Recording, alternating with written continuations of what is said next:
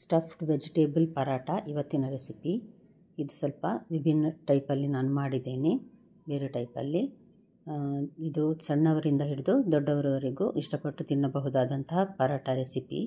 ಮಕ್ಕಳಿಗಂತೂ ಇದನ್ನು ಕಟ್ಟಿ ಮೀಠಿ ಚಟ್ನಿ ಇದೆ ನೋಡಿ, ಇಂಬ್ಲಿ ಮತ್ತು ಖರ್ಜೂರದ್ದು ಮಾಡಿದ್ದು, ಅದರಲ್ಲಿ ತಿನ್ನಲಿಕ್ಕೆ ತುಂಬ ರುಚಿಯಾಗಿ ಬರ್ತದೆ ಮತ್ತು ಸಮೋಸ ತಿಂದ ಅಷ್ಟೇ ಟೇಸ್ಟ್ ಇರ್ತದೆ ಇದು. ಇದಕ್ಕೆ ನೋಡಿ ಕೆಲವೆಲ್ಲ ತರಕಾರಿಯನ್ನು ತೆಗೆದುಕೊಂಡಿದ್ದೇನೆ ನಾನು. ಇಲ್ಲಿ ಬಟಾಟೆ ಸಾಧಾರಣ ಒಂದು ಸಣ್ಣ ಕಟ್ ಮಾಡಿ ಹಾಕಿದ್ದೇನೆ, ಒಂದು ಹಿಡಿಯಷ್ಟು ಬೀಟ್ರೂಟು, ಒಂದು ದೊಡ್ಡ ಬಟಾಟೆ, ಒಂದು ಸಣ್ಣ 2 ಕ್ಯಾರೆಟ್. ಇದನ್ನು ಕುಕ್ಕರಲ್ಲಿ ಒಂದು 2 ವಿಜಿಲ್ ಹಾಕ್ತೇನೆ ನಾನು. ಉಪ್ಪು ಹಾಕಿ ಬೇಯಿಸ್ತಾ ಇದ್ದೇನೆ ಇದಕ್ಕೆ. ನನ್ನ ಚಾನಲನ್ನು ನೀವಿನ್ನೂ ಸಬ್ಸ್ಕ್ರೈಬ್ ಮಾಡಿಲ್ಲ ಅಂದರೆ ದಯವಿಟ್ಟು ಸಬ್ಸ್ಕ್ರೈಬ್ ಮಾಡಿ, ಹಾಗೂ ನಿಮಗೆ ಇಷ್ಟ ಆದರೆ ಲೈಕ್ ಬಟನನ್ನು ಪ್ರೆಸ್ ಮಾಡಿ, ಹಾಗೂ ಫ್ಯಾಮಿಲಿ ಫ್ರೆಂಡ್ಸಿಗೆ ಶೇರ್ ಮಾಡೋದನ್ನು ಮರಿಬೇಡಿ. ತರಕಾರಿ ಇಲ್ಲಿ ಬೆಂದಾಗಿದೆ. ನಾನು ಒಂದು ಸಣ್ಣ ಕಟ್ಟು ಮೆಂತ್ಯ ಸೊಪ್ಪು, ಒಂದು ಟೊಮ್ಯಾಟೊ, 1 ಕಪ್ಪಿನಷ್ಟು ಕ್ಯಾಬೇಜ್ ತುರಿ, 1 ಕ್ಯಾಪ್ಸಿಕಮ್, ಇದನ್ನೆಲ್ಲ ಸಣ್ಣಗೆ ಕಟ್ ಮಾಡಿ ಇಟ್ಟುಕೊಂಡಿದ್ದೇನೆ ನಾನು. ತುಂಬ ಸಣ್ಣಗೆ ಕಟ್ ಮಾಡಿದ್ದೇನೆ ಇದನ್ನು. ಇವಾಗ ಒಂದು ಪಾತ್ರೆಗೆ ನಾನೊಂದು 2-3 ಟೇಬಲ್ ಸ್ಪೂನ್ನಷ್ಟು ಎಣ್ಣೆ ಹಾಕಿದ್ದೇನೆ, 1 ಚಮಚ ಬಡಿಸೊಪ್ಪು, 1 ಚಮಚ ಜೀರಿಗೆ. ಇದು ಚಟಪಟ ಅನ್ನುವಾಗ 1 ಕಪ್ಪಿನಷ್ಟು ಸಣ್ಣಗೆ ಕಟ್ ಮಾಡಿದ ಈರುಳ್ಳಿದು, ಇದನ್ನು ಹಾಕಿ ಒಂದು 2-3 ಸೆಕೆಂಡ್ ಹುರಿದ್ರೆ ಸಾಕು, ಯಾಕಂದರೆ ಎಲ್ಲವನ್ನು ಫ್ರೈ ಮಾಡಲಿಕ್ಕಿದೆ ಈಗ, ಕ್ಯಾಬೇಜ್ ಕ್ಯಾಪ್ಸಿಕಮನ್ನೆಲ್ಲ. 1 ಸಣ್ಣ ಚಮಚದಷ್ಟು ಜಿಂಜರ್ ಗಾರ್ಲಿಕ್ ಪೇಸ್ಟ್ ಹಾಕಿ ಇದನ್ನಷ್ಟೇ 1-2 ಸೆಕೆಂಡು ಹಸಿ ವಾಸನೆ ಹೋಗುವವರೆಗೆ ಹುರಿಯುವ. ಇದು 1 ಕಪ್ಪಿನಷ್ಟು ಸಣ್ಣಗೆ ಕಟ್ ಮಾಡಿದ ಕ್ಯಾಬೇಜ್, ಇದನ್ನಷ್ಟೇ 1-2 ಸೆಕೆಂಡ್ ಹುರಿದ್ರೆ ಸಾಕು. ಫ್ಲೇಮ್ ಮಾತ್ರ ಹೈ ಹೀಟಲ್ಲೇ ಇಟ್ಕೊಂಡಿರಬೇಕು ನಾವು ಉರಿಯನ್ನು, ಗ್ಯಾಸ್ ಫ್ಲೇಮ್. ನೋಡಿ 1 ಕಪ್ಪಿನಷ್ಟು ಅಂದರೆ ಸಾಧಾರಣ ಒಂದು ದೊಡ್ಡ ಕ್ಯಾಪ್ಸಿಕಮನ್ನು ಸಣ್ಣಗೆ ಕಟ್ ಮಾಡಿ ಹಾಕಿದ್ದೇನೆ. ಇದನ್ನು ಅಷ್ಟೇ 1-2 ಸೆಕೆಂಡ್ ಹುರಿಯುವ. ಉರಿ ಜೋರಾಗಿದ್ರೇ ನೀರು ಬಿಡೋದಿಲ್ಲ, ಇಲ್ಲಾಂದರೆ ನೀರು ಬಿಡ್ತದೆ ತುಂಬ. 1 ಟೊಮ್ಯಾಟೊ. ಉಪ್ಪು ಹಾಕೋದು ಬೇಡ ಈಗ, ಉಪ್ಪು ಹಾಕಿದ ಕೂಡಲೇ ನೀರು ಬಿಡ್ತದೆ. ಇದು ನೋಡಿ ಮೆಂತ್ಯ ಸೊಪ್ಪು, 2 ಹಿಡಿಯಷ್ಟು ಇದೆ ಇದರಲ್ಲಿ ಮೆಂತ್ಯ ಸೊಪ್ಪು. ಎಲ್ಲವನ್ನು ಈಗ ಹೈ ಫ್ಲೇಮಲ್ಲೇ ಹುರಿತಾ ಇದ್ದೇನೆ. 1 ಚಮಚದಷ್ಟು ಚಾಟ್ ಮಸಾಲ ಪೌಡರ್, 1 ಚಮಚ ಪಾವ್ ಭಾಜಿ ಮಸಾಲ, ಸ್ವಲ್ಪ ಅರಸಿನ ಮತ್ತು ಸ್ವಲ್ಪ ಕೆಂಪು ಮೆಣಸಿನ ಪುಡಿ. ಈಗ ನಾವು ಬೇಯಿಸಿಟ್ಟ ಆಲೂಗಡ್ಡೆ, ಬೀನ್ಸ್, ಕ್ಯಾರೆಟನ್ನು ಹಾಕಿ ಚೆನ್ನಾಗಿ ಮ್ಯಾಶ್ ಮಾಡಬೇಕು ಅದನ್ನು.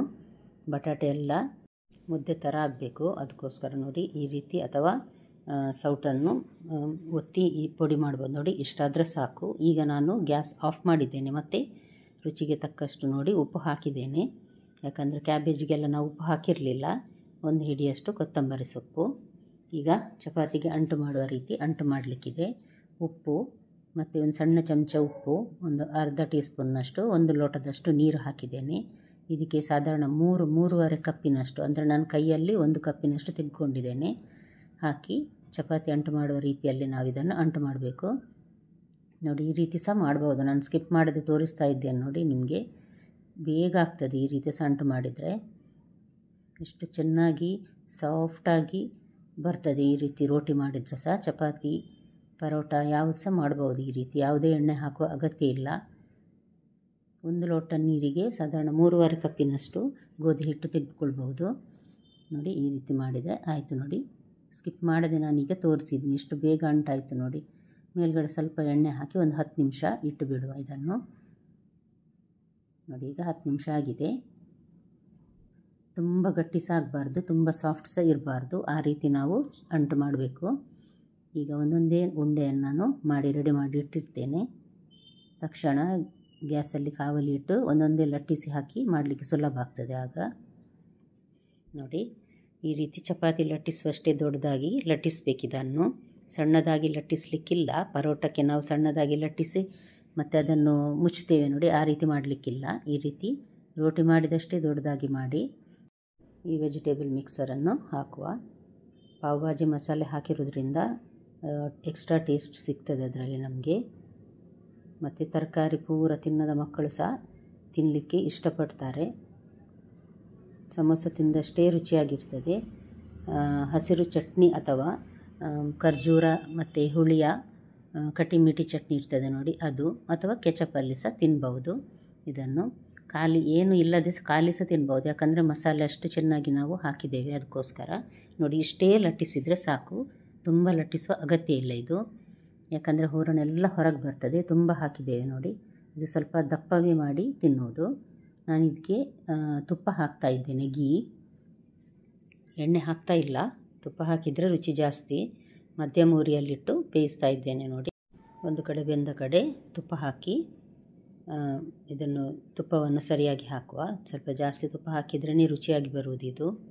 ಎರಡು ಕಡೆ ಇದೇ ರೀತಿ ಬೇಯಿಸಿ ತುಪ್ಪ ಹಾಕಿ ತಿನ್ನಿ. ಇಷ್ಟ ಆಯ್ತಲ್ಲ ನಿಮಗೆ? ಖಂಡಿತ ಲೈಕ್ ಬಟನನ್ನು ಪ್ರೆಸ್ ಮಾಡಿ, ಹಾಗೂ ಒಮ್ಮೆ ಮನೆಯಲ್ಲಿ ಟ್ರೈ ಮಾಡಿ ನೋಡಿ. ಟಿಫಿನ್ ಬಾಕ್ಸಿಗೆ ಸಹ ಮಕ್ಕಳಿಗೆ ಹಾಕಿ ಕೊಡಲಿಕ್ಕೆ ಇದು ಒಳ್ಳೆ ರೆಸಿಪಿ ನೋಡಿ. ಎರಡು ಕಡೆ ಚೆನ್ನಾಗಿ ಬೆಂದಿದೆ. ಈಗ ಇದನ್ನೊಂದು ಪ್ಲೇಟಲ್ಲಿ ನಾನೀಗ ತೆಗಿತೇನೆ ನೋಡಿ. ಇನ್ನೊಂದು ಚಪಾತಿ ಹಾಕಿ ತೋರಿಸ್ತಾ ಇದ್ದೇನೆ. ಈಗ ಮೊದಲಿಗೆ ನಾನು ಕಾವಲಿಗೆ ತುಪ್ಪ ಹಾಕಿ ಮಾಡಿ ತೋರಿಸ್ತಾ ಇದ್ದೇನೆ ನೋಡಿ. ಈ ರೀತಿ ಸಹ ಮಾಡ್ಬೋದು. ತುಂಬ ಹೊರಗೆ ಕ್ರಿಸ್ಪಾಗಿ ಬರ್ತದೆ ಆಗ ನೋಡಿ. ಎರಡು ಕಡೆ ಬೆಂದಿದೆ. ಹಾಗಾದರೆ ನಿಮಗೆ ಇವತ್ತಿನ ರೆಸಿಪಿ ಇಷ್ಟ ಆಗಿರ್ಬೋದು ಅಂತ ತಿಳ್ಕೊಳ್ತೇನೆ ಫ್ರೆಂಡ್ಸ್. ನಾಳೆ ಇನ್ನೊಂದು ಹೊಸ ಅಡುಗೆಯೊಂದಿಗೆ ನಿಮ್ಮನ್ನು ಮತ್ತೆ ಭೇಟಿ ಆಗ್ತೇನೆ. ಧನ್ಯವಾದ.